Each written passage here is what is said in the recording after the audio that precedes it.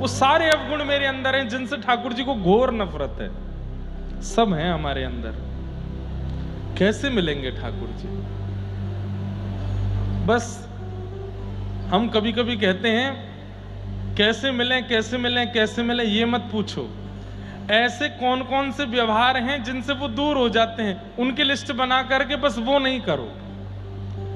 प्राप्ति के साधन करना एक विषय होता है और जिनसे वो दूर हटते हैं वो ना करना एक विशेष विषय होता है। जैसे आपका कोई मित्र है और मित्र खुश कैसे होता है? उसको समोसा खिलाओ खुश होता है, उसको वड़ा पाव खिलाओ खुश होता है, उसको जो है ठंडा वाला दूध रोबजा वाला पिलाओ खुश होता है। लेकिन वो दुखी कैसे होता है? वो बगल में बैठा है, तुम किसी और से बात कर रहे हो, वो दुखी होता है। अब तुमने भले उसको समोसा खिलाया, भले उसको रोबजा पिलाया, भले उसको वड़ा पाव खिलाया, लेकिन उसको जो पसंद नहीं है वो एक बार करोगे वो दूर हो जाएगा, है ना? हमारे साथ ऐसा ही है।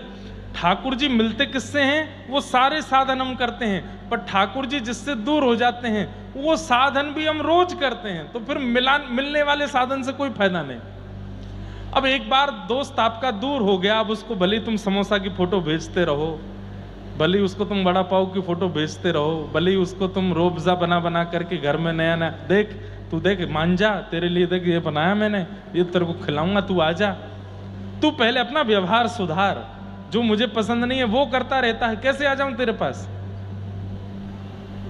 यही चल रहा है हमारे ठाकुर जी के बीच में। ठाकुर जी को अच्छा लगता है वो सब हम ठाकुर जी को, देखो हम कथा सुनने जाते हैं, देखो हम पंढरीनाथ दर्शन करने जाते हैं, देखो हम एकादशी का व्रत करते हैं, देखो हम कंठी माला पहनते हैं, ठाकुर जी देखो हम तिलक स्वरूप धारण करते हैं। सब देखने के बाद ठाकुर जी कहते हैं उसके बाद छल करता है, कपट करता है, दूसरों के साथ निंदा करता है, दूसरों का बड़ा बुला करता है, वो सारे काम करता है जो मुझे पसंद नहीं है। कैसे आ जाऊं तेरे पास? भले तू कंठी पहनता है, भले तू एकादशी व्रत करता, पर करने फिर छल ही जाएगा, कैसे आ जाऊं तेरे पास? इसलिए जिससे आपका प्रेमी रीझ है वो काम भले ही मत करो, पर जिससे उसको बुरा लगता है वो बिल्कुल मत करो। हाँ, तो भी वो पास ही रहेगा। वड़ा पाव ना खिलाओगे तो भी चलेगा, समोसा ना खिलाओगे तो भी चलेगा, लेकिन उसको जो नहीं है पसंद वो मत करो। इसलिए उनकी लिस्ट बनाइए। अभी लिस्ट हमने बना रखी है जिनसे ठाकुर जी मिलते हैं वो करो, पर जिनसे ठाकुर जी बिछुड़ते हैं उनकी लिस्ट बनाओ और वो मत करो, ऐसा ध्यान रखो। 4-5 लिस्ट तो मैं बता देता हूं। सबसे पहला, वैष्णव अपराध मत करो। वैष्णव अपराध मतलब किसी भी भक्त, किसी भी वैष्णव की भक्ति का आकलन आप मत करो।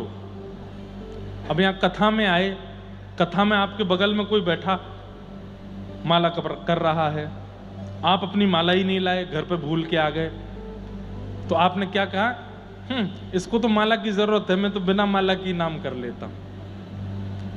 ये वैष्णव अपराध हो गया। आप उससे प्रतिस्पर्धा नहीं कर सकते।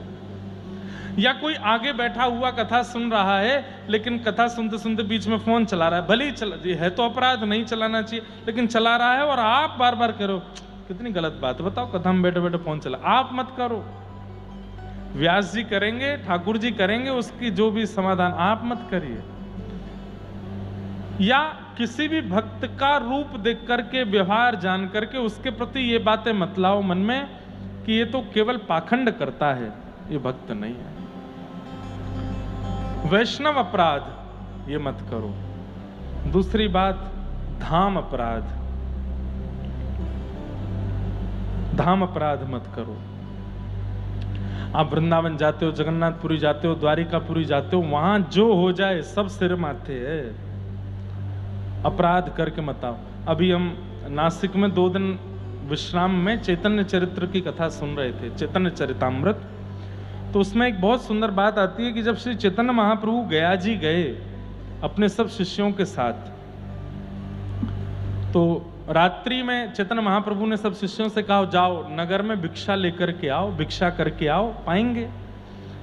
तो जितने भी शिष्य गए चैतन्य महाप्रभु के भिक्षा करने के लिए, वो हर द्वार पर, घर के द्वार पर जाते, भिक्षा मांगते, तो भिक्षा देने वाले के गले में अगर कंठी नहीं होती, जनेऊ नहीं होता, तो अपना हाथ पीछे कर लेते, बोले नहीं हम कहीं और से ले लेंगे, रहने दो। दूसरी जगह चले जाते, भिक्षा मांगते, वहां से भी कंठी जनेऊ नहीं दिखती तो वहां से भी नहीं लेते। मतलब जो जनेऊ नहीं पहने, जो कंठी नहीं पहने, वहां से भिक्षा नहीं लेते थे। वो खाली हाथ लौट करके आए तो चैतन्य महाप्रभु बोले इतना बड़ा नगर, कहीं से भिक्षा नहीं लाए? बालकों ने कहा भिक्षा तो बहुत मिल रही थी, लेकिन एक भी व्यक्ति जनेऊधारी और कंठीधारी नहीं मिला, इसलिए हम भिक्षा लेकर के नहीं आए। तो चैतन्य महाप्रभु, कोई बात नहीं। रात्रि में बुखार चढ़ा, इतना भयंकर ज्वर चढ़ा कि दूसरे दिन वैद्यों ने आकर के खूब औषधि दी, लेकिन उनका बुखार ठीक नहीं हुआ। तब अनेक प्रयास करने पर भी ठीक नहीं हुए, तो फिर शिष्यों ने कहा गुरुजी आप कैसे ठीक होंगे? तब चैतन्य महाप्रभु बोले ये धाम के प्रति अपराध की पीड़ा मुझे आई है। हम धाम में हैं, अब धाम का व्यक्ति चाहे जैसा हो, उसके प्रति अपराध नहीं करना है।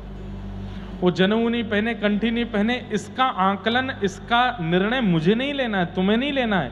हम बाहर से आए हुए व्यक्ति हैं, धाम के जो प्रमुख भगवान हैं वो देखेंगे उनको, हमें तो उनके प्रति श्रद्धा ही रखनी है। जाओ उन्हीं बिना जनेऊ और कंठी वालों के यहाँ से भिक्षा लेकर के आओ। भिक्षा लेकर के आए, जैसी भिक्षा पाई तो बुखार उतर गया।